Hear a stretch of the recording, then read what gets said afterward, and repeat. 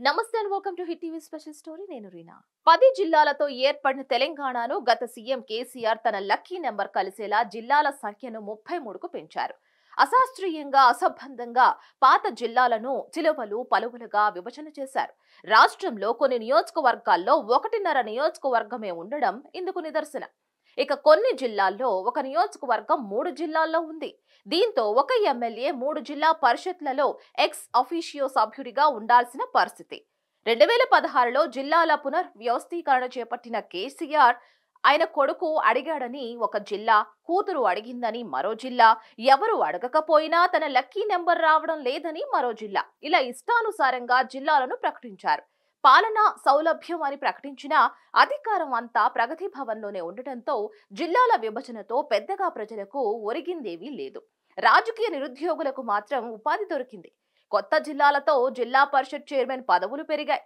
కొత్త మండలాలతో ఎంపీపీ పదవులు కూడా పెరిగాయి.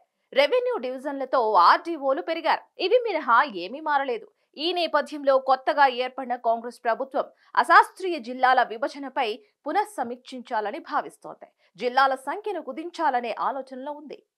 ఆంధ్రప్రదేశ్లో సీఎం జగన్మోహన్ రెడ్డి 2 ఏళ్ల క్రితం జిల్లాల పునర్విభజన చేపట్టారు.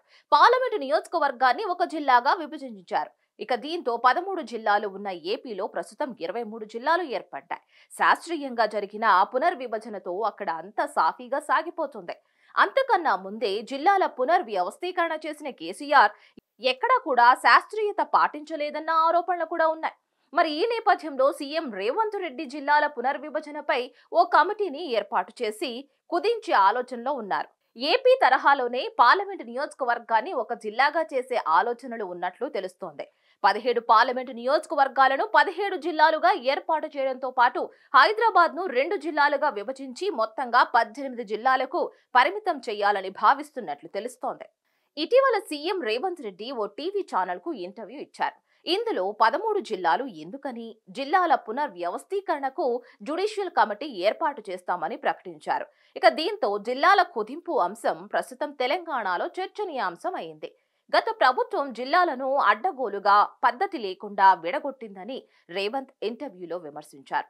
ఇక దీంతో జిల్లాల సంఖ్యను కుదిస్తారని అంతా భావిస్తున్నారు. ఇక ప్రస్తుతం రాష్ట్రంలో 33 జిల్లాలు ఉన్నాయి. ఇందులో ములుగు, జగిత్యాల, వనపర్తి, నారాయణపేట, గద్వాల, సిరిసిల్ల జిల్లాలు విస్తీర్ణంలో చాలా చిన్నవి. ఈ జిల్లాలో కేవలం 2 అసెంబ్లీ నియోజకవర్గాలే ఉన్నాయి. ఇలాంటి జిల్లాలను ఎత్తివేస్తారని తెలుస్తోంది. మొత్తంగా 33 జిల్లాలను 18 జిల్లాలకు పరిమితం చేస్తారని సోషల్ మీడియాలో చర్చ జరుగుతోంది. అయితే జిల్లాల కుదింపు అంత ఈజీ కాదన్న చర్చ కూడా జరుగుతోంది. ఇప్పటికీ అన్ని జిల్లాలో కలెక్టరేట్ నిర్మించారు. జిల్లాకు మెడికల్ కాలేజీ ఏర్పాటు చేశారు.